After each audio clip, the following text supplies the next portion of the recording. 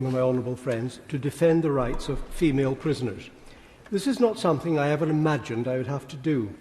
In my 38 years in Parliament, I've always supported the rights of women, but I was never a champion because there were a large number of parliamentarians far better qualified than me, and because I thought that women's rights were generally headed in the right direction. Not as quickly as they should be, but in the right direction nevertheless. Now I find that the rights of women are under the greatest threat I have seen in my whole lifetime. Not just their rights to safe places in bathrooms and changing rooms, NHS single-sex wards, and in prison, but their whole existence as biological women is under existential threat, as some people, nearly all men, seek to erase the word women from the lexicon or commandeer it for the use of men who identify as women. Now let me be crystal clear, my lords. I completely support the right of men, as guaranteed in the Equality Act, to change their gender and to identify as women. They must not be discriminated against. But let us be equally clear that men who identify as the female gender are not biological women. Because, my lords, it has been said before, only women have a cervix, only women have a womb and bear children, and it is not transphobic to point out that elementary biological fact which has been at the root of human existence for countless millennia. I believe the threat against women is increasing daily. Young lesbian women are being condemned as transphobic if they refuse to have sex with men who claim to be women. What a perversion of common sense and reality that is. But it's worse than that. The police say there's been a doubling of crime by female paedophiles. No, my lords, that is a big fat exaggeration. Sexual abuse by women has increased, but it is still infinitesimally small in comparison to men. Lynn Owens of the National Crime Agency says that the problem of male paedophilia may be 7 times higher than at first thought. There has been a huge increase by male paedophiles, some of whom then describe themselves as women, and of course our thoroughly woke police force swallow that nonsense and record it as if the rape and sodomy of children was being done by real women. Our police force, some of them, are trashing the reputation of women by accusing them of crimes being committed by men. So I believe that the message should go out to the police service that when a male is arrested or commits a crime, he should be recorded as male and never as female, no matter how he designates himself. And then, my lords, we come to prisons and the substance of my amendment. And I'm afraid the situation there is just as bad. Now, I'm in a minority, I suspect, in this House, on many things I am. I'm not one of those who believes that women should not be sent to prison. When the crime justifies it, then women should go to prison and be punished. But, my lords, that punishment should not include the threat of rape and violence from big brute rapers who have decided to identify as women and get sent to a women's unit. The female prison estate is currently run as a mixed-sex institution. This is because the MOJ policies permit prisoners of the male sex, where they identify as transgender and where they fulfil certain criteria, to be allocated to the female estate and held in women's prisons alongside vulnerable female offenders. Eligible males include those convicted of the most serious, violent and sexual offences and those with intact male genitalia. Amongst others in prison at the moment, there is a vile man, and I actually describe him as a vile man, who raped 2 children, got his gender recognition certificate whilst in prison, and is now swaggering around the female prison wing. I cannot name him nor his prison. I believe that women's prisons should be separate sex and single-sex facilities for reasons of the safety, the dignity and privacy of women in prison. Now, since the Corsten report in 2007, it's been acknowledged throughout the criminal justice system that women in prison exhibit patterns of vulnerability that distinguish them both from women in the wider community and from male offenders. Female offenders report disproportionately high rates of previous experience of violent and sexual abuse and experience high rates of mental health problems. Indeed, in the last debate, I heard the noble Lord Dubbs say that 3/4 of women in prison had suffered from male violence themselves before being sent to prison. And in fact, a recent study in Scotland, of prisons in Scotland, found a high prevalence of significant head injury of almost 80%. These injuries were most often caused by repeated incidents of domestic abuse occurring over several years. Now, for many female prisoners, time in prison is often the first opportunity to tackle the complex issues around their offending, improve their health and access the services they need. Where women in prison have been the victims of sexual and violent assault, prison is often the first time they can be confident that they'll be away from their male abusers. And where women in prison have been the victims of sexual and violent abuse at the hands of men, the presence of any offender of the male sex may have an inherently traumatising effect, regardless of the nature of offence committed. It is for good reason that approaches to tackling female offending have consistently emphasised the need for trauma-responsive services. Now, the Ministry of Justice policy that permits prisoners of the male sex to be housed in the female estate is called the Care and Management of Individuals who are Transgender. The policy states that all male prisoners who identify as transgender and who are in possession of a gender recognition certificate must be allocated to the female estate. The conviction, offending history, risk profile, anatomy are of no consideration. Theoretically, a decision may be made to transfer to the male estate after risk assessment. We know of no situation where this has happened, my lords. Even the most high-risk male prisoners have remained in the female estate, including those convicted of violent and sexual offences against women and those with intact male genitalia. My lords, in respect of male prisoners who identify as transgender and who have no gender recognition certificate, initial allocation is to the male estate. The prisoner may then make an application to be transferred to a women's prison. Now, in March 2021, a judicial review was brought against the Secretary of State for Justice, challenging the lawfulness of the MOJ's policies that permit prisoners of the male sex to be housed in the female estate. Judgment was handed down in July and found that these policies are not unlawful. Well, I do think, my lords, it would be quite extraordinary if the MOJ was found to be operating an illegal policy. However, the judgment was clear that the court had been called upon to rule as to the lawfulness of the policy, not its desirability. Lord Justice Holroyd acknowledged the negative impact of these policies on women in prison. He said, quote, "I readily accept that a substantial proportion of women prisoners have been the victims of sexual assaults and or domestic violence.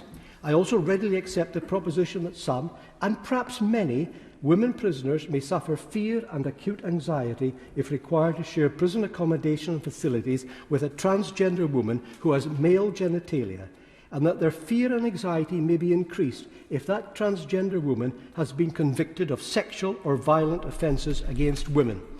He also went on to say, "I fully understand the concerns advanced on behalf of the claimant. Many people may think it incongruous and inappropriate that a prisoner of masculine physique and with male genitalia should be accommodated in a female prison in any circumstances," unquote, said Lord Justice Holroyd. Well, I agree with the noble and learned Lord. I agree that it is both incongruous and thoroughly inappropriate. It is lawful to house prisoners of the male sex who have been convicted. If it is lawful to house prisoners of the male sex who have been convicted of the most serious violent and sexual offences alongside women who have been the victims of violent and sexual assault, if that is the law, then, my lords, that law must change because it is wrong. Now, under the Gender Recognition Act of 2004, people who fulfil certain criteria are able to obtain legal recognition of their acquired gender. Legal recognition will follow from the issue of a gender recognition certificate by a gender recognition panel, and a new birth certificate is also issued with the sex marker changed to reflect the acquired gender and the name changed to the newly adopted name. There is no requirement for surgery or medical treatment in order to obtain a GRC. GRCs have been obtained in prison by males convicted of violent and sexual offences who have then transferred to the female prison estate. Now, I do not consider that the original intention of the Gender Recognition Act was to enable violent or sexual offenders of the male sex to be housed with women in prison, much less those who have retained fully functioning male genitalia. I would also make this point. These male prisoners want to identify as women. That's perfectly okay. But apparently, they do not want their male bodies, but every single one of them have retained their male genitalia as they swagger around female prison units. I suggest that those men, particularly those in prison, my lords, are simply faking being a woman to get access to real biological women in the female estate. Clauses in the Gender Recognition Act clearly indicate that a general GRC entitles a bearer to be treated as a member of the sex with which they identify for most purposes, but not all. Hence, possession of a GRC expressly does not affect recording of parenthood. The possibility of being convicted of a crime defined as one that only a man can commit is unaffected by possession of a GRC, as is the possibility of being a victim of a crime defined as one which only a female can be the victim. Primogeniture is also unaffected. I submit, my lords, that incarceration for violent and sexual offences is a situation where a GRC should not take precedence over unchanged biological sex. The MOJ may be acting lawfully, but it is not acting decently, nor doing its duty to protect biological sex women. Indeed, the Ministry of Justice policy documents do not talk about women. They call them non-transgender women, automatically giving top billing to men identifying as women and real women described as non-transgender women. That is why I say that women are being erased from the lexicon. A male, no matter how he identifies, should never be housed in a woman's prison. Like many government departments and organisations, I believe they've fallen for the minority, militant, transsexual agendist, giving far more rights to men who claim to be women than to women themselves. My amendment is a small, first little step to defend women, and I say to my noble friends that there will be many more amendments to come as people realise that the assault on women is now a clear and present danger. My Lords, I commend my amendment to the House. Amendment proposed after clause 124. Insert the new words as printed on the marshalled list. My Lords, Baroness Brinton is participating remotely, and I call Baroness Brinton. My Lords, the problem that I think Amendment 214 is trying to resolve is actually already addressed in the very, very strict codes of practice and guidance to the prison sector. And I hope that, given that there is a full system of assessment of transgender prisoners and the prison environment in which they're currently placed, and also a prison environment in which they would like to be placed, it's worth running through the detail of that. Firstly, Lord Blencathra quoted from last year's judicial review, but he'd also said that right when the para 75, where the explanation for the ruling starts, that it's clear that the number of transgender women in women's prisons is small, and the number who hold GRCs and are therefore entitled to be treated as women in accordance with the Gender Recognition Act 2004 is very small, end quote. And I say that in the light of the tone of Lord Blencathra's speech, which made it appear that there was a large invasion of women's prisons of trans women. So the number of transgender prisoners is very small. And the guidance on the management of prisoners, however, is lengthy and clear, because not only do transgender prisoners have human rights, as all prisoners do, but because trans prisoners themselves are at serious risk in prison. The most recent statistics from last year, and in its coverage of the data, the BBC noted the total number of transgender victims far exceeds the number who were suspected of carrying out sex attacks, with only one such case in 2019. In fact, between 2016 and 2019, of 97 sexual attacks in the women's prison estate, 7 trans women had been involved in sex assaults either as the alleged perpetrator or assistant, with 90 of the sexual assaults being carried out by cis women. And a further set of figures from the Ministry of Justice states that 11 trans women had been sexually assaulted in the men's prison estate in 2019 alone. All this tells us that trans women are far more likely to be victims of assault in prisons than perpetrators, and that many more women are assaulted by cis women in prison than by trans women. But even if the number of trans prisoners assaulting others is very low, it is right that there are safeguards in place. So what does the guidance say?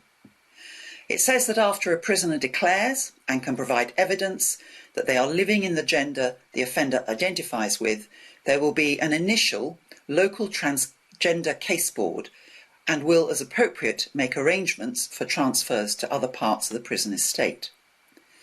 The Parole Board published guidance on prisoners who are transgender in March of this year, which sets out the law very clearly for the prison and probation services regarding prisoners who are transgender. The operational guidance says all transgender individuals, irrespective of whether they are located in the estate which matches the gender with which they identify, must be allowed to express the gender with which they identify. However, decisions to locate individuals who are transgender in prisons that do not match their legal gender can be made only on the recommendation of a complex case board. The board will take into account risk factors to the individual and risk to others. So to make it clear, any trans prisoners who might also be deemed a risk to other prisoners, then there has to be a complex case board called for transgender offenders, which will look at the complexity and specifically assess the risk of harm prior to making decisions about prison location. The views of the offender must be presented to the board, but there are a number of healthcare and psychology leads there to ensure that any move to a woman's prison would be safe. Options that a complex case board can consider include moving a prisoner to a woman's prison but keeping them in segregation, or if that's felt even to be too risky, they will be moved into a segregated part of a men's prison, but staffed as if they're in a women's unit. And there are now a small number of transgender prison units. It seems to me that this document sets out well all the steps that need to be taken to protect both the trans prisoner, who, as I've already said, is much higher risk of assault than non-trans prisoners, but also protecting the other prisoners from someone who might be deemed to be a risk. There was the case of Karen White, who sexually assaulted 2 women whilst on remand at New Hall Prison in Wakefield in 2017. It's worth remembering that the prison service had to apologise in this case because they had not followed the procedures that are outlined above, failing all prisoners at New Hall. White should never have been put in a women's prison, and had there been a complex case board, they would have assessed her as being a risk and not put her in a women's prison.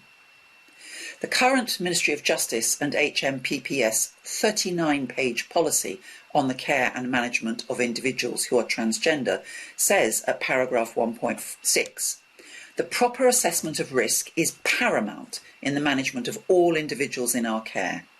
The management of individuals who are transgender, particularly in custodial and residential settings, must seek to protect both the welfare and rights of the individual and the welfare and rights of others around them, including staff. Decisions must be informed by all available evidence and intelligence in order to achieve an outcome that balances risks and promotes the safety of all in our care and management. The process is there to protect all prisoners and to respect the rights and safety of all prisoners. My Lords, this amendment is redundant. The actual facts of what's happening with trans women in prisons does not match the opening speech by Lord Blencathra.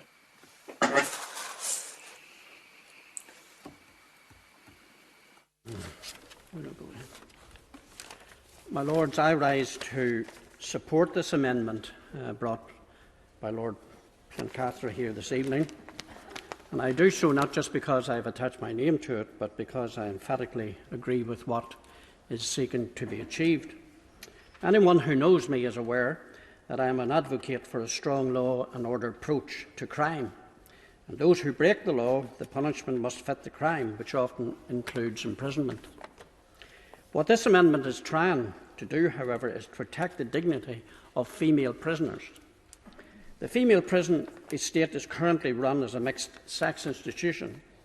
This is because the Ministry of Justice policies permit prisoners of the male sex where they identify as transgender and where they fulfil a certain criteria, resulting in them being held alongside vulnerable female prisoners. Some of these prisoners have been convicted of the most serious violent and sexual offences and are biologically male. My Lords, it surely follows that women's prisons should be separate sex facilities to preserve, as far as reasonably possible, the safety, dignity and privacy of women in prison. My Lords, since the Corson report in 2007, it has been acknowledged throughout the criminal justice system that women in prison exhibit patterns of vulnerability that distinguish them both from women in the wider community and from male offenders. It is also worth noting that female offenders report disproportionately high rates of previous experience of violent and sexual abuse and experience high rates of mental health problems. My Lords, where women in prison have been victims of violent and sexual assault, prison is often the very first time that they can be confident that they will be away from their abusers, which are usually men. I would strongly contend that where women that were in prison have been the victims of sexual and violent abuse at the hands of males, the presence of any offender of the male sex may have an inherently traumatising effect, regardless of the nature of the offence committed. It is the Minister of Justice policy, namely the care and management of individuals who are transgender, that permits prisoners of the male sex to be housed in the female estate. The policy states that all male prisoners who identify as transgender and who are in possession of a gender recognition certificate must be allocated to the female estate. This is irrespective of any conviction, offending history, risk profile or anatomy, including those who are high-risk prisoners and those convicted of violent and sexual offences against women. I too was going to refer to the judicial review which was brought in March 2021, but the proposer of the motion has adequately covered that, so I'll refrain. Just to again emphasise one line, while the policies are found to not be unlawful, however, I think it should be said again, the Lord Justice acknowledged the negative impact of these policies on women in prison. Furthermore, there is no requirement under the Gender Recognition Act 2004, if people fulfil certain criteria, for them to have surgery or medical treatment to obtain a GRC.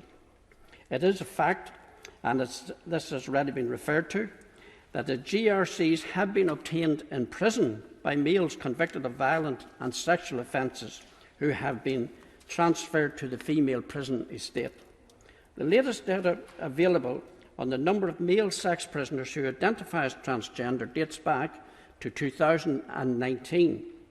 But back then, it was 11 in number. New data, I understand, is available to be released, or expected at least this month. Forcing women to share accommodation with prisoners of the male sex, particularly where those prisoners have been convicted of violent or sexual offences, arguably engages Article 3, the right not to be subjected to inhuman or degrading treatment or punishment. I urge your Lordship's House to support this reasoned and sensible amendment, which is clearly intended to respect female prisoners, including their rights and dignity. Not to do so could be interpreted as not caring how female prisoners end up. Indeed, the conditions they are subjected to could be construed as part of their prison sentence, which of course is not, neither should it ever be. My Lords, I rise to speak to Amendment 214. Amendment 214 seeks to eliminate the risks and dangers to women in prison by the muddled use in legislation of the terms sex and gender. They are not interchangeable. They have come to mean very different things.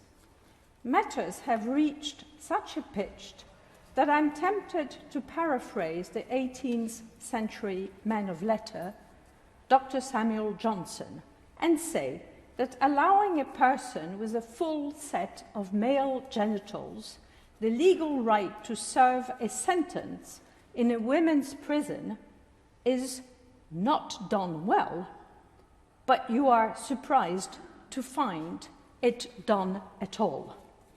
It is not, to put it too fine a point. It is barking mad. The defiance of science, biology, common sense, and reality can be traced back to the 2004 Gender Recognition Act. This allows men who identify themselves as women to be recognized as women, even though they may be biologically unaltered from the day they came into this world in their birthday suits. The dangers and risks are obvious. Without our amendment, this legislation makes them even greater. The law also allows for new birth certificates to be issued. This without requirement of surgery or medical treatment. For all legal purposes, men become females with just the tap of a key on a computer. Piling absurdity onto absurdity, it becomes a criminal offence to reveal that they were ever born as men.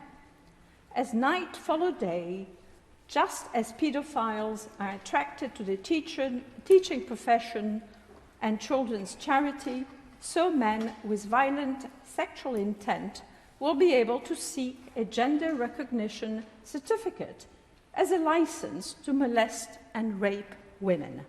The Ministry of Justice, in its folly, cannot provide figures for men guilty of such acts because, in a policy of self-inflicting catch-22, they are categorized as women. It is surely a fundamental right that women in prison, like women in a gym room or in a women's lavatory, should be allowed to find themselves cohabiting with a person who doesn't have a penis. We all know that women in prison are especially vulnerable. It is therefore unthinkable that we should allow a law for them to be menaced by men incarcerated for violent and sexual abuses. Baroness Brinton says that it's only a small number. But a small number is a number. Is that what the law is about? The law should protect all. The dangers... Sorry, I lost my page. Let me make one thing very clear. I'm second to none in my support for gay, lesbians, and trans rights. This has nothing to do with it. I still have the scars from having to fight myself as a young woman for equal opportunities in the male-dominated financial services industry. I still bear the scars of having to fight off crude sexual advances that today would carry a jail sentence. In one case, because I refused to submit to my boss's advances, my promotion was held back for over 1 year. This is why I was once a Stonewall supporter. It fought the good fight and won. The Marriage Sex Act of 2013 was a triumph for the humane society we strive to be. But today I weep from what Stonewall has become. It is now a cockpit for factions fighting over meaning of trans rights, where many assert that biological sex does not exist. It is a modern version of the medieval controversy over how many angels could dance on a pinhead.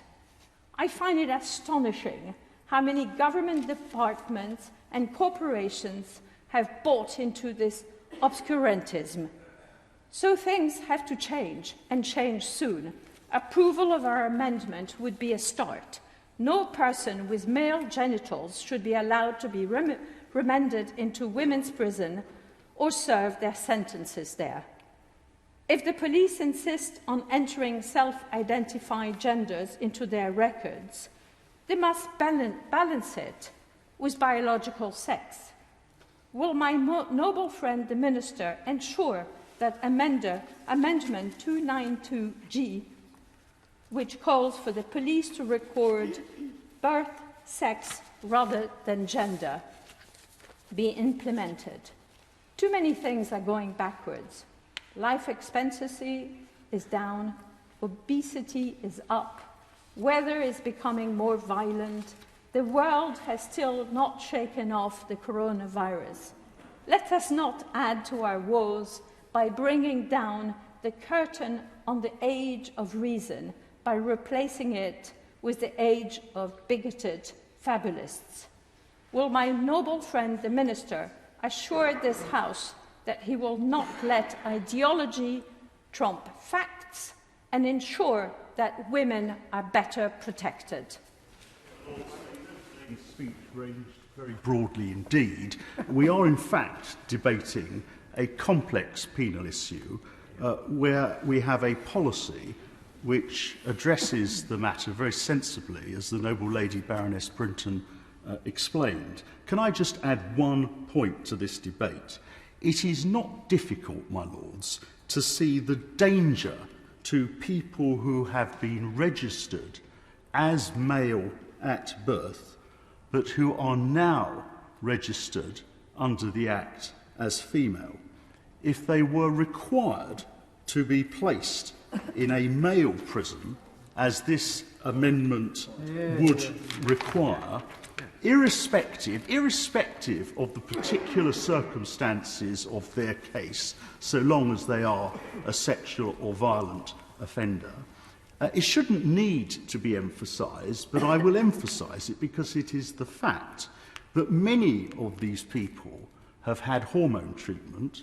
Some of them have had reconstructive surgery, which has given them primary and sometimes secondary sexual characteristics of a physical nature. What do the proposers of this amendment think is going to happen to such people if the Home Office is obliged to place them in a male prison?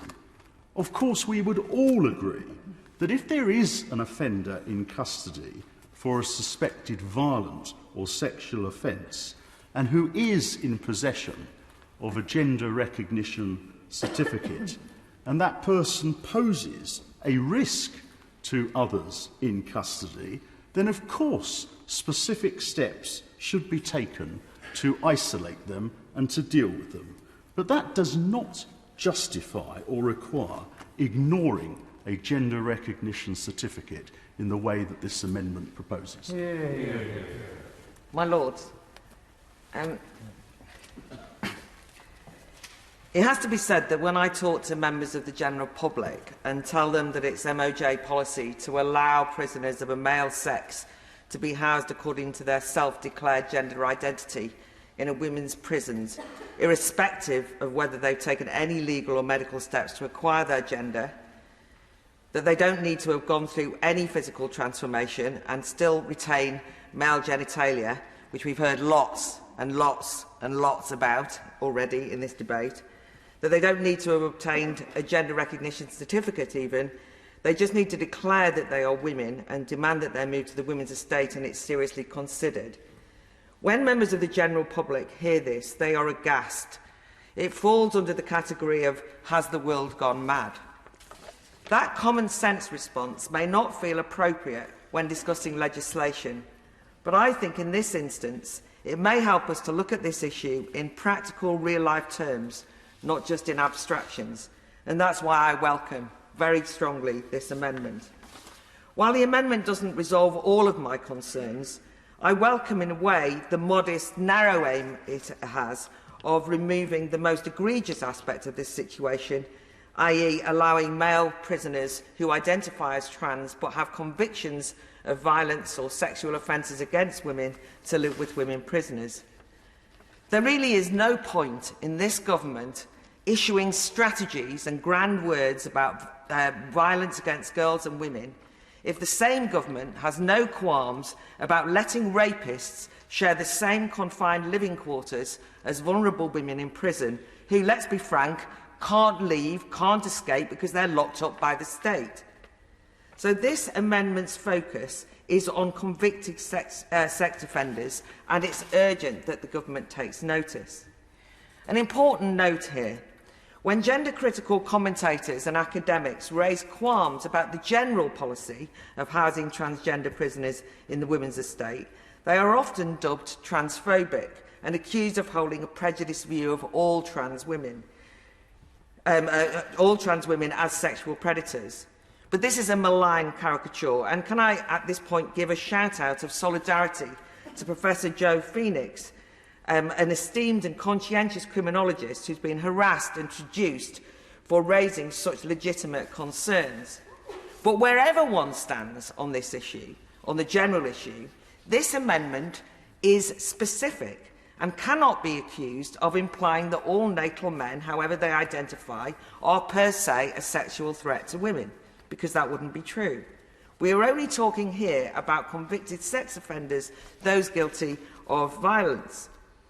However, I still hope this probing amendment might encourage the government to look more closely at a range of issues in this area.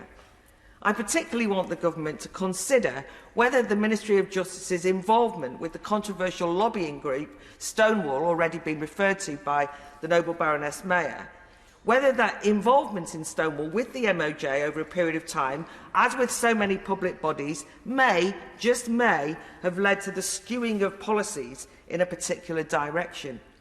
For example, I know how keen this government is on data and statistics.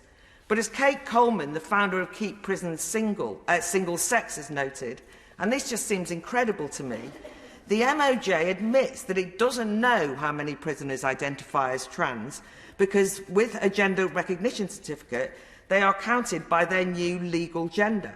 So I'm not sure how Baroness Brinton can be so sure of the statistics that she quotes, because the tools designed to assess any threat posed by male prisoners who identify as trans women can't be picked up accurately.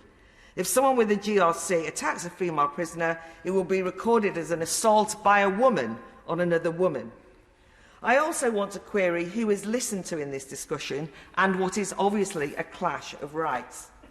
In the course of that recent High Court ruling that we've heard about, Lord Justice Holroyd outlined the need to balance, quote, the subjective concern of women prisoners with the rights of transgender women in the prison system, which made it sound as though the women, the biological women, were all being overly subjective and the transgender women had rights. But describing one side as subjective and the other with rights misses a crucial point, because actually that transgender woman has an identity that is not an objective fact, but a subjective desire and then a declaration. Why are women prisoners, their subjective but rational concerns, afforded less weight here? Also, when the High Court acknowledged that women prisoners may well be worried and scared about sharing prison accommodation with male-bodied prisoners, the court said that that fear was not enough to outweigh, quote, the desire of some male prisoners to be housed with women. But I wonder, when did the prison estate, or indeed the law, allow its policies to be dictated by prisoners' desires?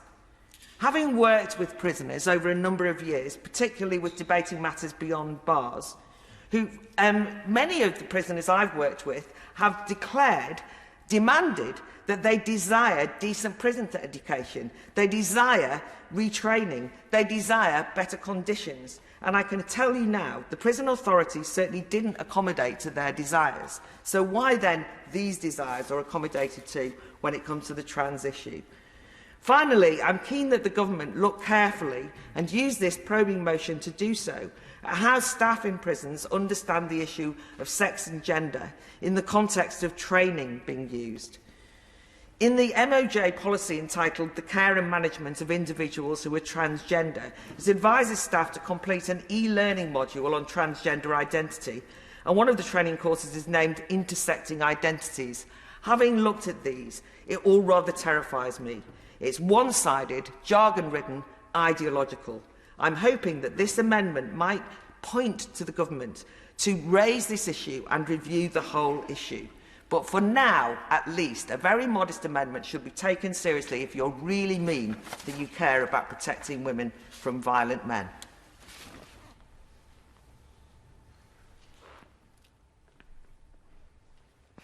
My Lords, I just want to intervene very briefly.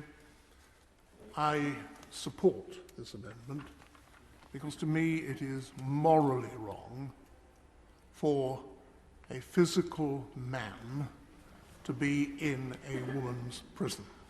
As simple as that. If he has identified himself as a woman and deserves to be in prison, there should be special facilities for people of that sort, which does not bring them into close proximity with women or, if they are in danger, with men. The fact of the matter is, we are denigrating womanhood. We had debates in this House some time ago about the bill to grant maternity leave to the Attorney General, a perfectly laudable and reasonable thing to ask us to do. But in that bill, there was no mention of the word mother or the word woman, the person giving birth. Well, thanks to the pressure from both sides of this House, there was a small advance there, and the government, rather than risk a defeat, altered the bill, the wording of the bill. And that seemed to me to be an entirely reasonable outcome. And what I hope is we can tackle this issue in a calm and moderate way, which has as its prime purpose the defence of women and womanhood. And I think probably the most important person in most of our lives has been our mother.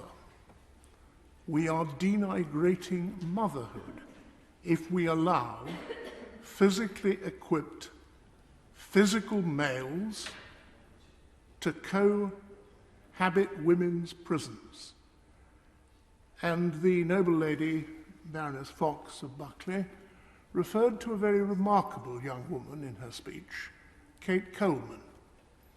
She is a highly intelligent graduate who has had personal contact with a number of the women, the real women, who have suffered indignity and embarrassment and much worse by having physical males saying that they're female in women's prisons. Everyone, regardless of his or her identity, deserves dignity, regardless. If special provisions have to be made for a group of trans people, so be it. But everyone deserves his or her dignity, and particularly deserves it at the most vulnerable moments of their life.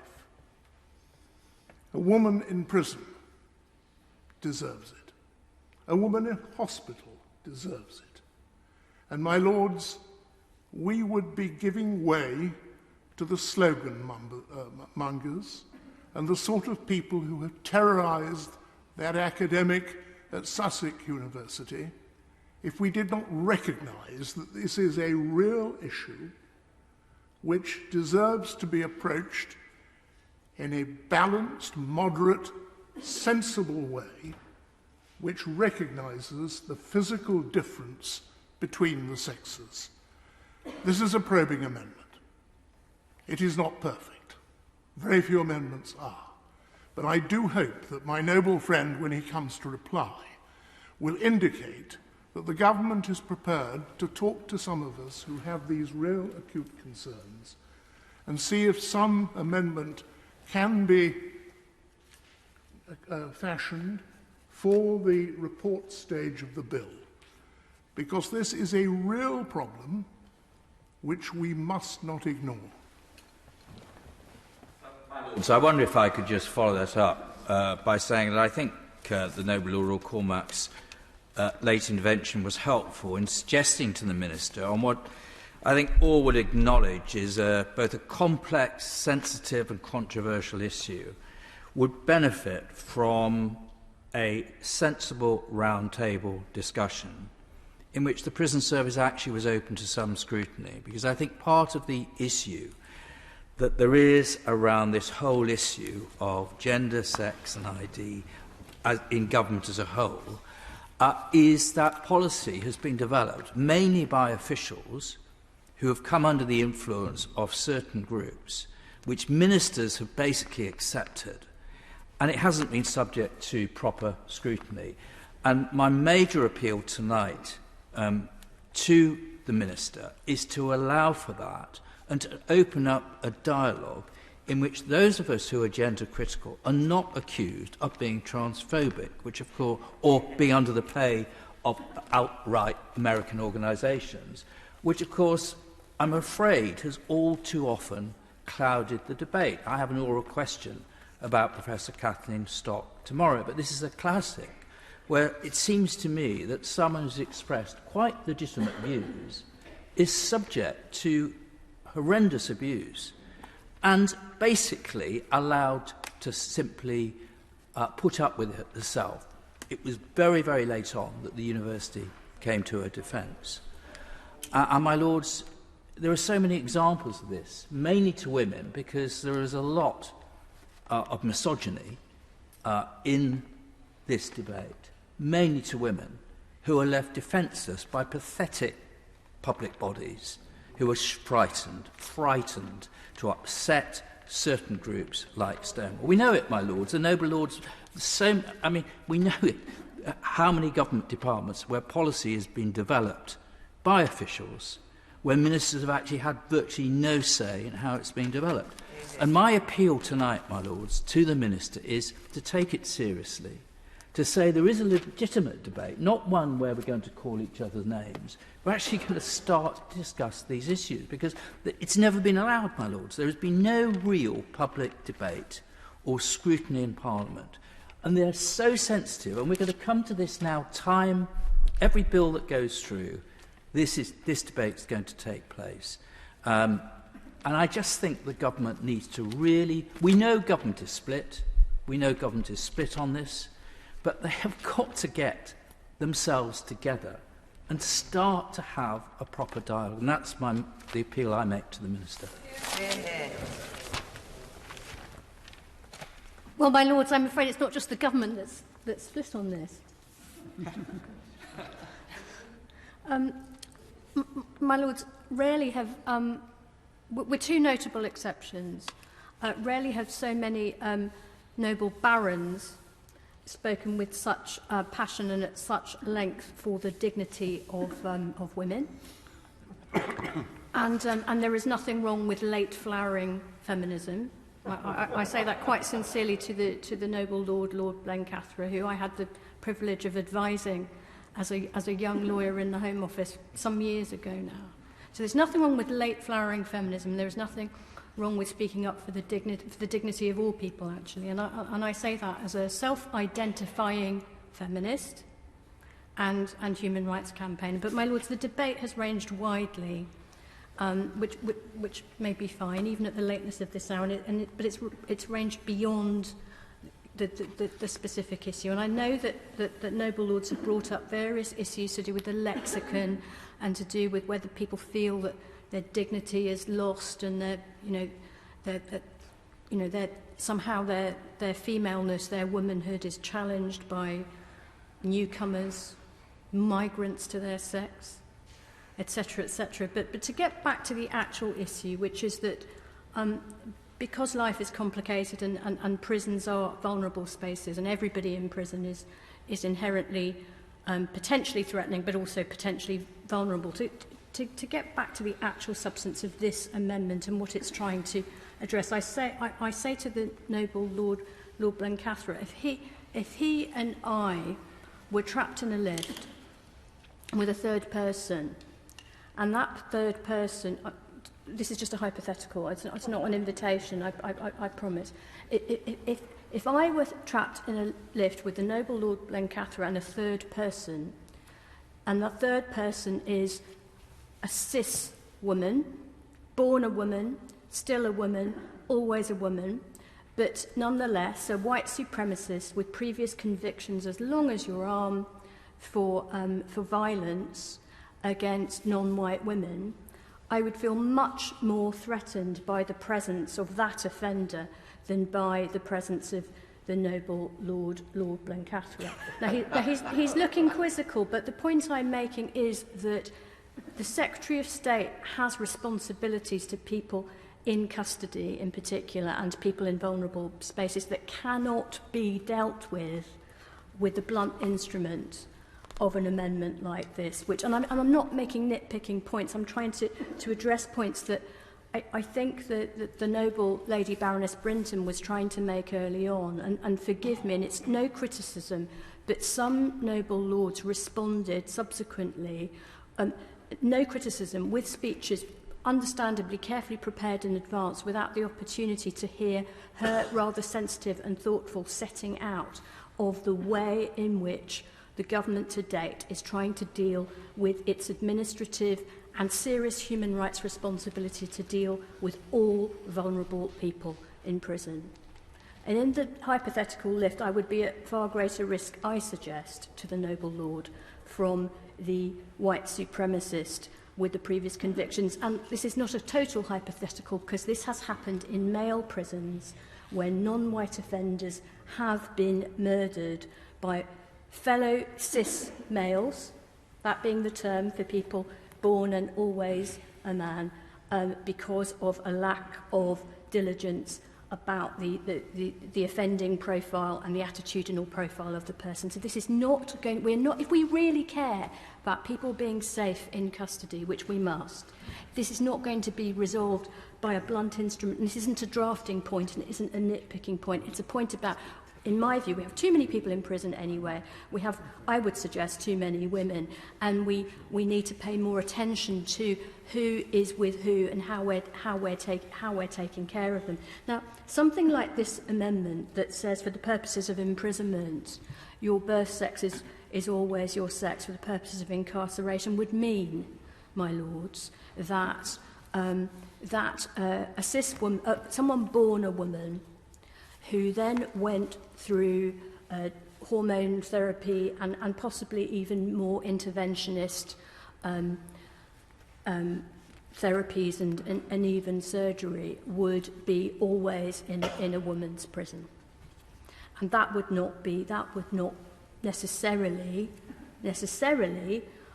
always be the right outcome.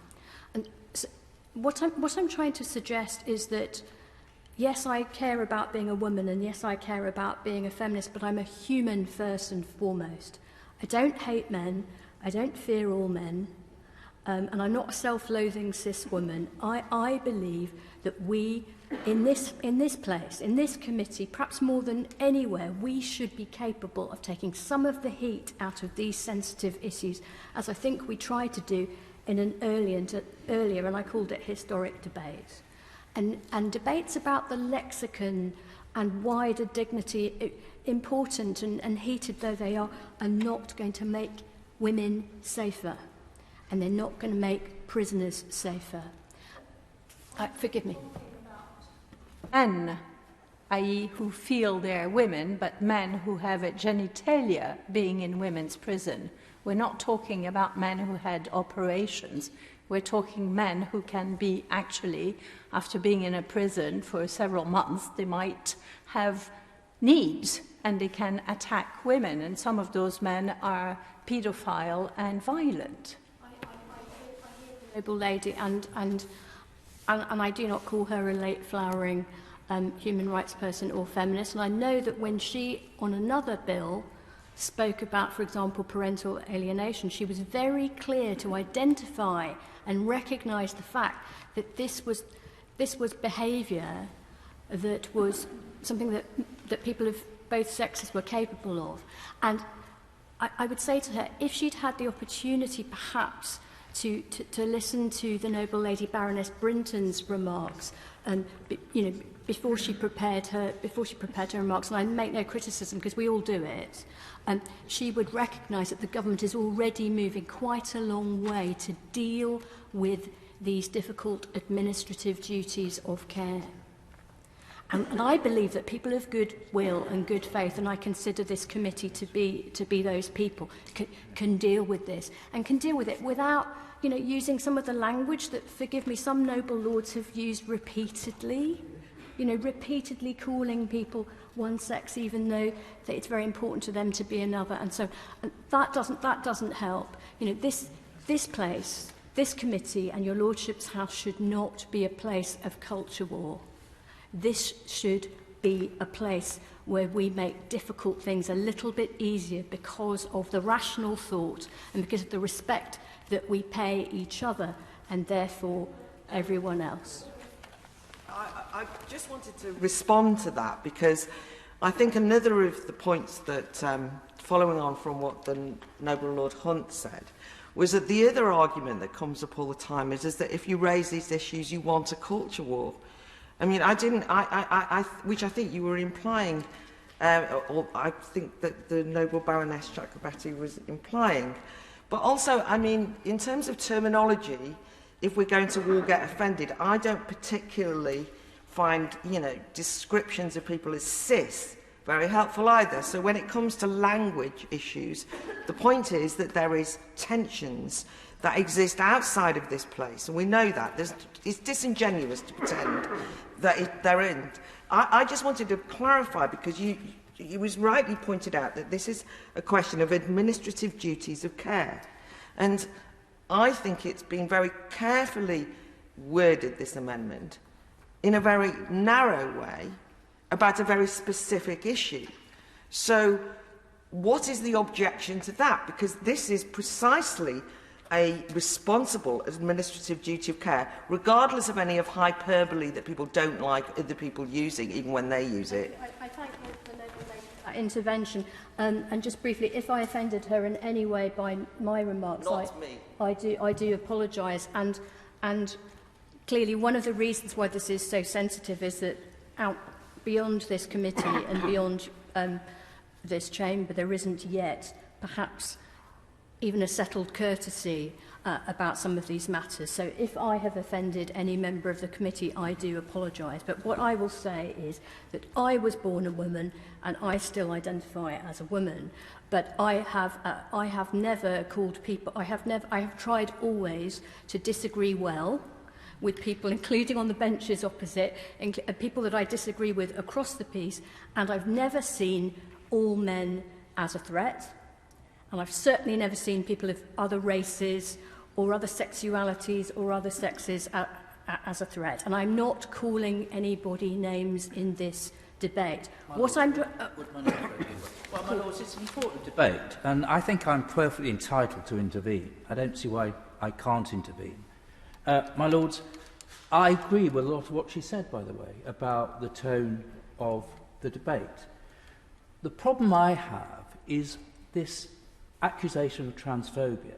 But I didn't make it. No, you didn't make it, but it is made by many people.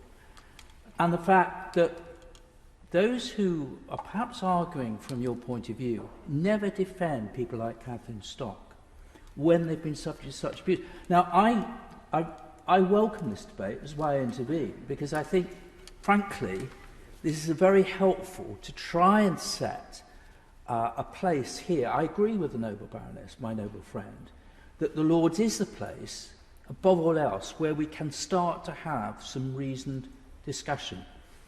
But there are huge tensions and sensitivities on both sides. And I come back again, because I must come back to the Minister. The fact is that... Well, that's very true. She's right to... I'll take that and ask her to respond to me. So I'm grateful for that. I certainly, forgive me again if I have called anybody names. That has not been my intention at all. I think this is difficult terrain. To be, the path of human rights does not run smooth, and there are all sorts of difficult issues to be dealt with.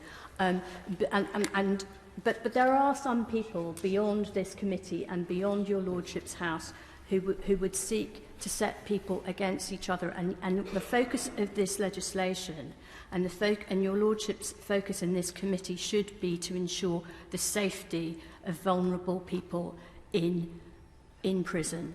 whatever sex they were born, whatever that sex they now identify as. And really, I was just trying to suggest that that is not just about biology, it's also to do with criminality and profile and attitude and so on. I believe we have too many people in prison.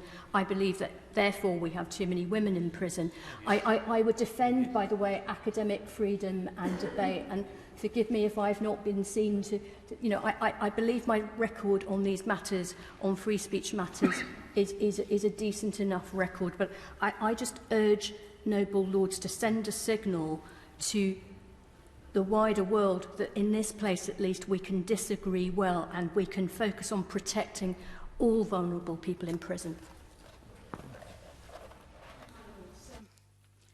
I declare an interest as chair of the Equality and Human Rights Commission. As most noble lords will know, we are the body charged with protecting the protected characteristic of sex, as well as the protected characteristic of gender reassignment, as well as the important, in fact, fundamentally important human right of freedom of expression.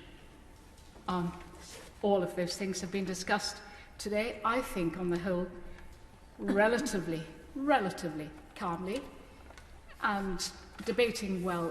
I would start from first principles to say that we should never try to close down debate, and yes, we should debate well. I thank the noble lords, Lord Blencathra, Lord Morrow and Lord Farmer for and Baroness Mayer for proposing this amendment, which seeks to ensure, basically, that female prisoners are protected from harm. This is a complex area where the rights of trans women prisoners to have their legal sex recognised has to be balanced with those of female prisoners who may be fearful of attack if they know that, for example, a dangerous sex offender with male anatomy is housed with them. I think the important point is that when you're incarcerated and you don't have the liberty to leave the place of danger, then the state's duty to look after you is profound. You don't have the choices that other people have. So the noble lords have proposed that prisoners with the gender recognition certificate who are suspected or convicted of violent or sexual offences are treated as the sex registered at birth. I understand the intent behind this amendment, which is essentially to secure the safety of natal women.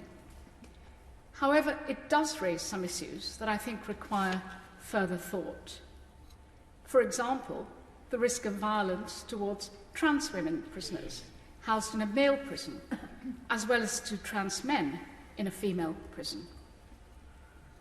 I would urge noble lords to not frame this serious and complex issue in either a numbers game, they're very few, or they're not so few, nor in our own personal frames of what may or may not be our own personal outlook if we find ourselves in that position. My lords, the law is frequently a straitjacket, and it isn't sufficiently malleable to accommodate the complexity of identities around us. At the heart of this issue is the need to protect female prisoners and to ensure that they have access to single-sex spaces, including bathrooms, sleeping accommodation, and other areas that they need. Violent and sexual offenders are a threat to their fellow inmates, regardless of their sex or their gender identity. Cases of assault sadly happen already in single-sex prisons. However, in the case of trans prisoners who may be violent or who may have committed crimes involving sexual assault, it is right that we now need to give additional thought to how they are housed. The law, as it stands, calls for these decisions to be made on a case-by-case basis. While this will be right in many situations, it may also raise the question of how female prisoners can have confidence in their ability to safely access spaces such as toilets within the prison, precisely as they cannot know of the outcome of a case-by-case assessment, rather than the generality of a law which exists for them. I would suggest, noble lords, that further thought needs to be given to what facilities are provided to trans people and whether provision can be expanded for trans people that ensures that all sides of that debate can be safe and secure within the prison estate. There is a further problem with the amendment, is that oddly it is too narrow and doesn't capture the issue of trans men or trans women who don't have a gender recognition certificate, but nevertheless self-identify in the gender and can therefore apply and be granted a place in the relevant prison estate. I don't think the noble lords who put down this amendment intended to keep it quite so narrow. Certainly their speeches don't reflect the narrowness of the written words of the amendment. So, my lords, these are not straightforward issues, and it's right that we give proper consideration to the balance of rights of different prisoners. I don't believe this amendment gets that balance right, but it does ask serious and important questions that need to be addressed in law. So, in concluding, I would say to the noble Lord the Minister that if he is minded to pursue these arguments through report stage of this bill, that he give extremely serious consideration to that balance of rights, the importance of getting that balance of rights correct, and ensuring that all prisoners have the duty of the state to safeguard them upheld as we go forward. My lords, I hadn't intended to speak, but I would like to support what the noble lady, the Baroness Faulkner, has just said. I think there are two groups of people who need support. I agree with her that the well-intentioned amendment of the Lord Blencathra actually doesn't really meet the problem. These two groups are the women who are women at birth and remain women, and those who are men at birth and become women. Both groups need, even in prison, to have respect for who they are and what has happened to them. I don't think at the moment the prison system is probably well adapted to deal with trans women. And the noble Lord the Minister needs to think with some care as to whether rather more should be done to help that group of women. But the help for that group of women should not be at expense, and I venture into dangerous ground by saying at the expense of those who remain women.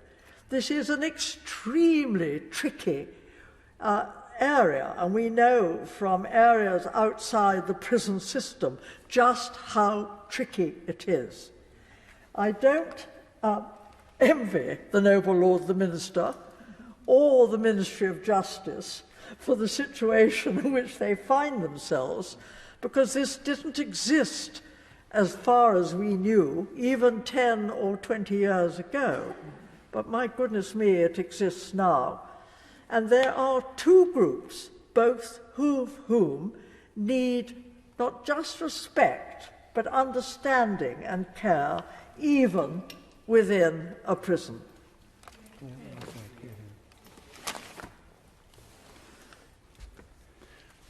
My Lords, I have been engaged in the debate on trans issues for many years, and I have the scars to prove it. I have even been criticised for simply engaging in the debate by some trans people for even listening to radical feminists, and by feminists because I'm not a woman. I have met with, listened to, and talked with many people on all sides of these issues, including radical feminists, gender-critical people, trans people, and intersex people. I continue to listen, and I continue to try and understand the views expressed by all sides. And my lords, I sit here and feel my blood pressure rising when I hear the comments of many noble lords around the chamber. And then I think for a while, and I think to myself, it wasn't that long ago that maybe I held similar views until I actually started talking to those people whose lives we are talking about here. People who honestly and genuinely believe that they are in the wrong body, if you like. People who genuinely believe that they are women even though they have male bodies, for example. And that's when you begin to understand that these things that appear completely counterintuitive actually make sense for those people. So I don't condemn people for what they have said, because it wasn't that long ago that I perhaps might have thought along similar lines. But could I just clarify one thing? Without, I don't know if this, a number of people many people who are trans don't agree with some of the orthodoxies that have become associated with trans activism, because I think the inference was that possibly some people who have a particular view is because they haven't met any trans people. That would not be true. There are whole swathes of people who are trans who don't go along with a particular opinion or political opinion, for example, in relation to prisons in this instance. So I'm just concerned that it's not seen that those people who are arguing a gender-critical view are doing it because they're ignorant and haven't got out enough. I hear and understand what the noble lady says. But on this amendment, I am clear. We oppose Amendment 214 from the front bench. We do not support the noble lord's amendment, but we completely understand the concerns that the noble lord and other noble lords have, although we feel the risks the noble lords seek to minimise are already minimal, and that there are other risks that need to be managed that are not covered by this amendment. The amendment seeks to amend the Gender Recognition Act in order to reduce the risk transgender prisoners present to others. My lords, this is not necessary, nor is it desirable, for the following reasons. First, there are very few transgender prisoners. In a data collection exercise between March and May 2018, only 44 of 124 public and private prisons said they had any transgender prisoners at all. That there are so few transgender people in prison is also an indication of the level of offending by transgender people and the seriousness of that offending and the extent of the threat that they pose. Second, the risk of mental health problems, self-harm and suicide is far greater amongst the transgender community than those who are not. Clearly, in a prison setting, the risk of mental health problems, self-harm and suicide are likely to be higher for all inmates. And for transgender prisoners, they are likely to be very high indeed.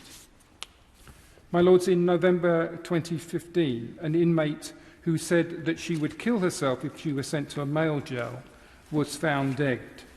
Vicky Thompson, 21, died a week ago at the all-male HMP Leeds.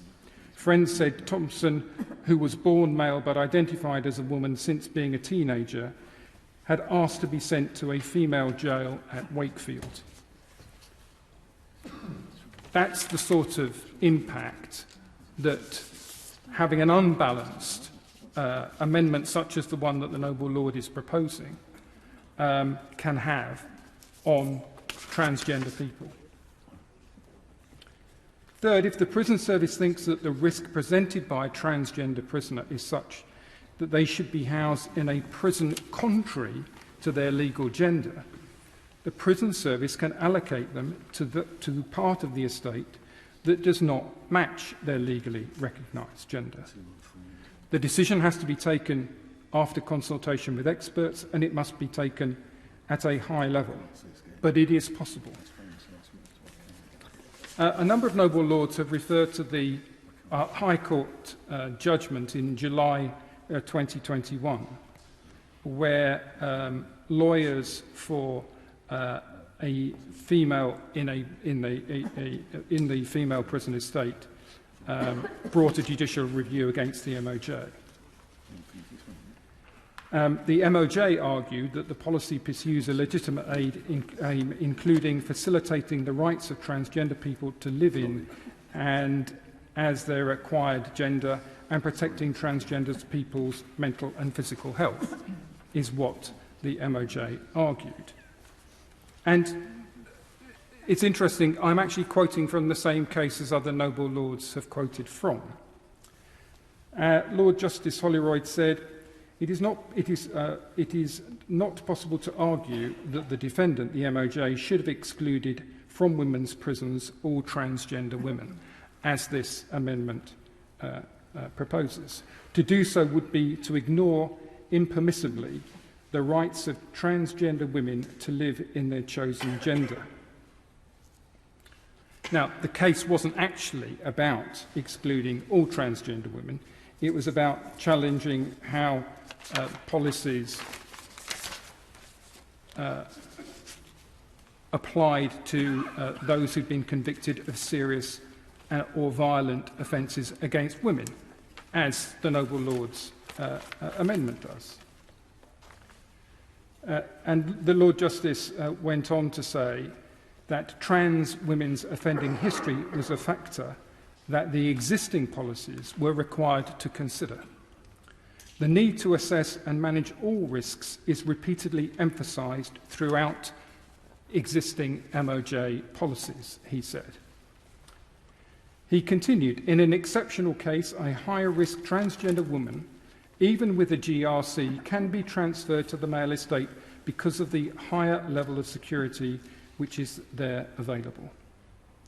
So there is a mechanism to do exactly what the amendment is seeking to do, but on a risk-assessed basis.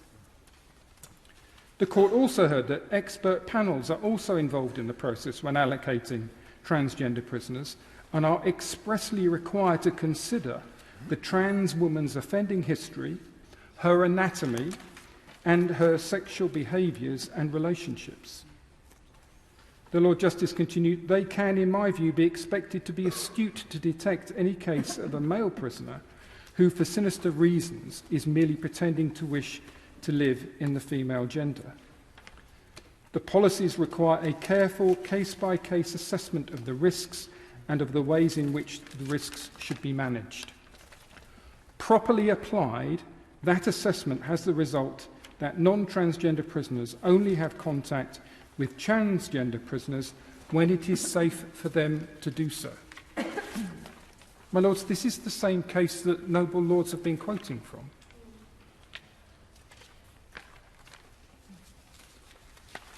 Yes, the Lord Justice said, I readily accept that a substantial proportion of women prisoners have been the victims of sexual assaults and or domestic violence, and that some women prisoners may suffer fear and acute anxiety if required to share prison accommodation and facilities with a transgender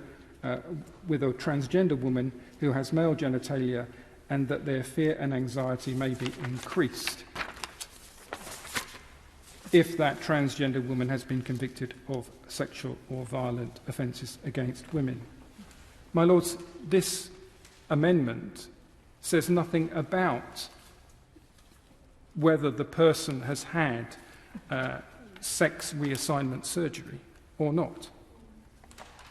Because there are trans women with gender recognition certificates who have not undergone gender reassignment surgery.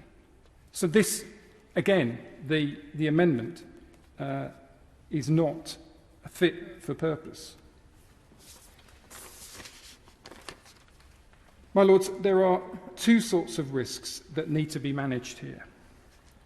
There are the risks to the transgender prisoner, either from themselves in terms of mental health, self-harm and suicide, or the risk from other prisoners, whether the risk of a transphobic attack or an attack based on their acquired gender, for example, if they present as a woman in a prison housing men, for example.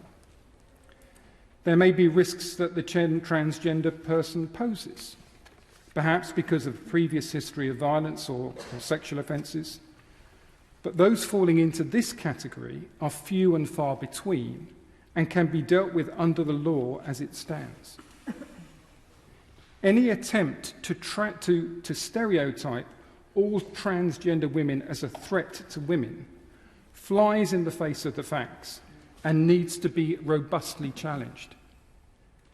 And the implication that transgender women are a threat to children reminds me of the sort of abuse that was directed towards me as a gay man a few decades ago. The noble Lord is looking at me and implying that I suggested that transgender men were a threat to children. I said no such thing at all. I quoted the case of a male rapist who had raped 2 children. I was not suggesting that this was endemic in the transgender community, that they're a threat to children at all. That is not what I said, not what I implied, not what I intended.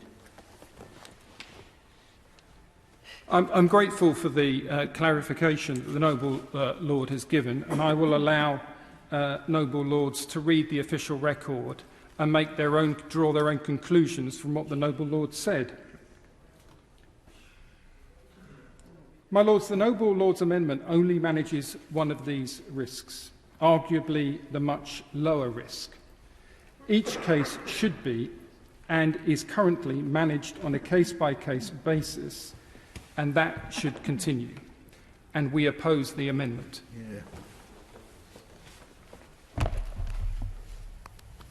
We too oppose the amendment.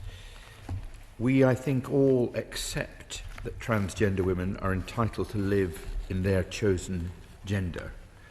The law protects transgender women and transgender men from discrimination because they are transgender men or transgender women. I think the position that is outlined in this amendment leads all transgender women to be consigned to the male prison estate, a point that Lord Panic made very forcibly. The moment one says that, one sees the total unthought-out nature of this amendment. The way forward was, I believe, charted by Lord Panic, Baroness Faulkner and Baroness Brinton.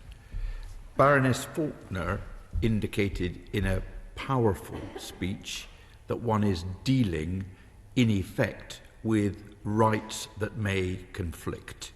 The right of the transgender woman to be properly protected, and properly protected in her choice to be a transgender woman on the one hand, and on the other, the possibility that certain prisoners, including transgender women, can be a threat to other prisoners in the women's estate.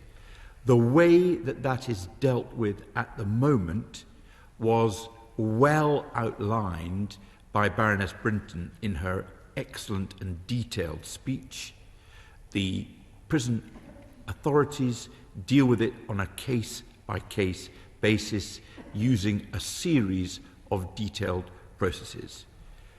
Should we continue with that, or should we condemn every gender recognition certificated transgender woman who is charged, maybe not convicted, of a violent or sexual offence to being in the male estate? For my own part, it is pretty obvious that one should continue with the current arrangements. They could be improved, I'm sure.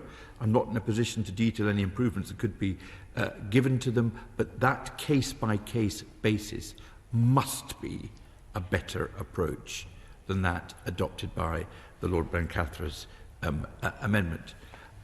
I would go further and say I do not suggest to the Lord Blencathra and those who've also supported the amendment that they come back with something else, that this is something that is much better dealt with on a case-by-case basis. So we, on this side of the House, oppose the amendment. We don't think it's appropriate. We don't think it even tries to balance rights, and we wouldn't support it coming back at the court. My Lords, having heard the Noble Lord Paddock, can I perhaps begin with two confessions? First, I frequently listen to and discuss issues with people with whom I firmly disagree, including on occasion members of your Lordship's House. And second, I do not propose to change that approach.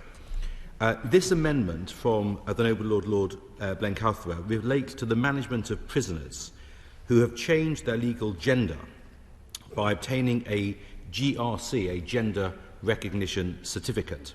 And the effect of the amendment would be that a prisoner with a GRC who is convicted of or is on remand for a violent or sexual offence would be, and would have to be, held in a prison matching their sex at birth. Can I assure the Noble Lord Hunt of King's Heath that I and the MOJ do take this issue very seriously, but, and with no disrespect to any of Noble Lord whose speech has ranged more widely, we are in committee on this bill, and I'm going to confine my remarks to the subject matter of the amendment and not to the broader questions, whether as to Stonewall or related topics, interesting or thought-provoking that they were. The committee will be aware that the MOJ left the Stonewall Diversity Scheme in June this year, but of course I reiterate the Department's commitment to diversity in all of its diverse forms. Our policy is not driven by ideology.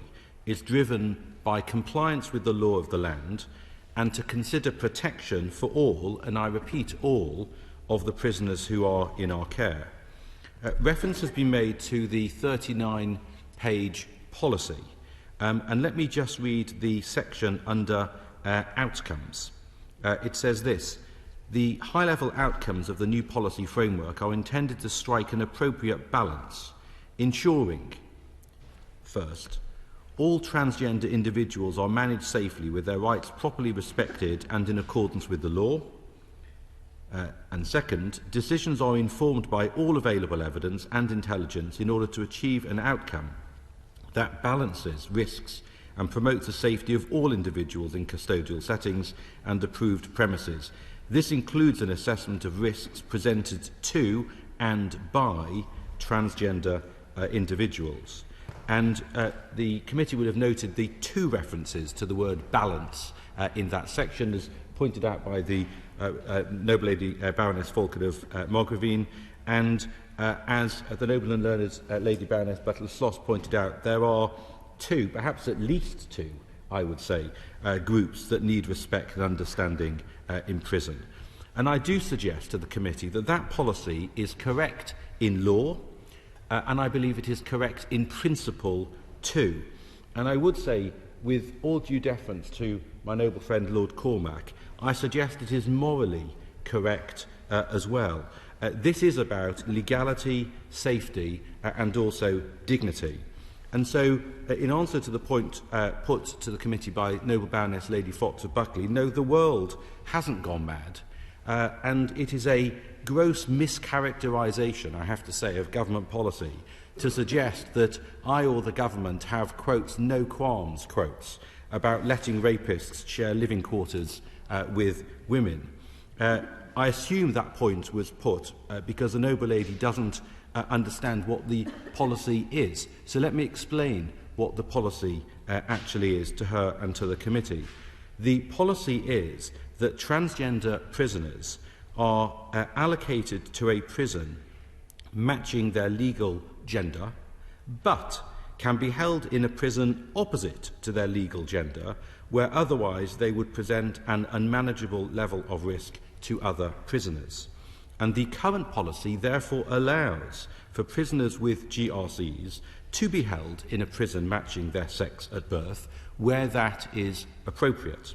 And I therefore can confirm, because I've had this checked, contrary to the position set out by the Noble Lord Blencathra, that there are trans women with GRCs who are now housed in the male estate following the risk assessment process.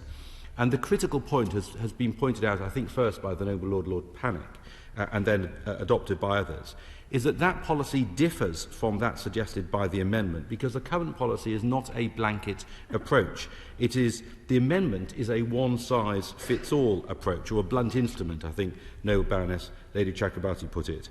We manage prisoners with GRCs on a case-by-case basis.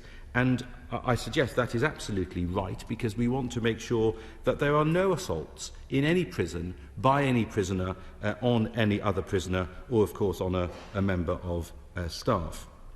The amendment would end the balanced approach. It would mean that a prisoner with a GRC would never be held in the part of the prison estate which matches their acquired gender, even though in some cases this would pose a manageable level of risk and would on balance be the most safe and most appropriate course of action. And it would lead, of course, to a prisoner with a GRC having to be kept in a prison which matched their sex at birth, even when that posed an unmanageable level of risk, which would be an utterly bizarre conclusion. It would mean, for example, that a prisoner who had transitioned from female to male and had obtained a GRC would be kept in a women's prison, even if that posed an unmanageable level of risk to the women they were in prison with. And we are very conscious, as my noble friend Baroness Mayer pointed out, that women in prison are especially vulnerable. And this amendment, I'm sure unintentionally, might expose them to, in fact, greater gender. And it's simply not possible, I suggest, to argue that holding transgender prisoners with GRCs in a prison matching their sex at birth is always necessary and proportionate in every instance. By far the better policy is the policy which we adopt, which is to look at matters on a case-by-case basis. I would also point out that, of course, the amendment only applies to prisoners with GRCs, which most transgender prisoners do not, in fact, have. To pick up, before I sit down, two further points.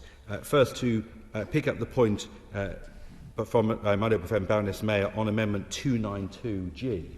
I see that Baroness Williams of Trafford has come in to the chamber. I think she or another member of the Home Office team will have the delight of dealing with that amendment on a future occasion, and I don't want to steal her thunder on that this evening.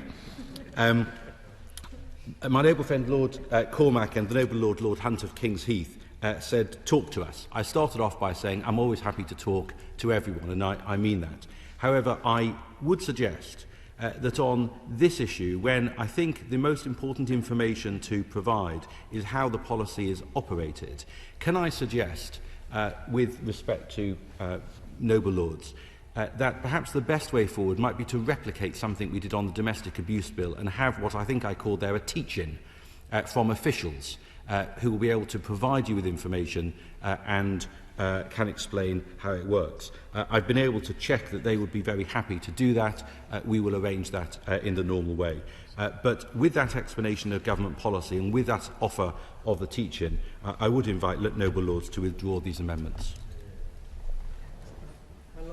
It's customary for every peer who's moved an amendment to say it's been a worthwhile debate. Well, actually, I genuinely think it has been a very worthwhile debate, because I think, as the noble Lord, the Lord Hunt of King's Heath said, this subject I don't think has ever properly been debated in this House or in Parliament before. It's a policy invented by officials which past ministers have signed off on, and it is certainly worthy of debate. And I would say to the noble Baroness Chakrabarti, the reason so many men spoke is because there are so many baronesses who normally sit behind her who are afraid to speak on this issue. They've spoken to me privately, as have some on the Lib Dem benches and crossbenches, and they said, please raise this issue, we dare not speak out. Now, that is not right. It should be possible for baronesses on all sides of this House to raise this issue of women's rights. My Lords, in some ways there's been a certain degree of consensus on 3 issues. One, the agreement that the rights of transgender prisoners must be protected. Secondly, the rights of women prisoners must be protected. And third, my amendment is a blunt instrument which fails in certain aspects. And as the noble Lord Faulkner has said, I ought not to bring it back on report. Well, I think with this proper discussion, I would need to bring back a radically revised amendment on report. And I would thank the noble Lord, the Lord Hunt of King's Heath, noble Lord Faulkner, and Baroness, the noble Lord, my noble friend Lord Cormac, and Baroness Faulkner of Margarine, for suggesting that we need to get the balance of rights correct. And since the noble Lady Baroness Brinton said the numbers are small, and I dismiss the view, just because it's small, it doesn't matter so much. Well, it may be small, the number of transgender men in prison may be small, but the fear they create in the women's estate is quite considerable. And it's not just the number of attacks that have happened, it's the fear those women have of possibly being attacked. And their rights need to be defended too. So I think if we could have dialogue with the Minister and my noble friends and noble lords opposite on getting that balance right. And since the numbers are small, then why can't we have special units for those men who are identified as women, so they are not, as the noble Lord Panic rightly pointed out, forced into the male estate where they would be victims of violence in some cases, where they're not forced into the women's estate, where women are in fear, rightly or wrongly, that will be attacked. And since we already have some specialist units, can we not have units for men who are identified as women to have their own accommodation with their own like kind, with their own people who also want to identify as women? And I would urge the noble Lord Panic to read very carefully what I said. I did not accuse transgender men at all, or transgender women, of being a threat to women and to being a threat to children. I quoted one man who was a rapist and raped children, and after he went to prison, he then decided that he wanted a GRC and then to identify as women. That is a totally different case from what the noble Lord was inadvertently suggesting I said. So, my Lords, on this occasion, I intend to withdraw this amendment, but I would like to take up the Minister and the noble Lord Hunt and Lord Cormac and possibly Baroness Margarine, if she's permitted to do so, to discuss an amendment which would try and get the balance of rights right, so we protect women and we protect transgender men, and each can feel safe in their own prison space. With those words, my Lords, I beg leave to withdraw the amendment.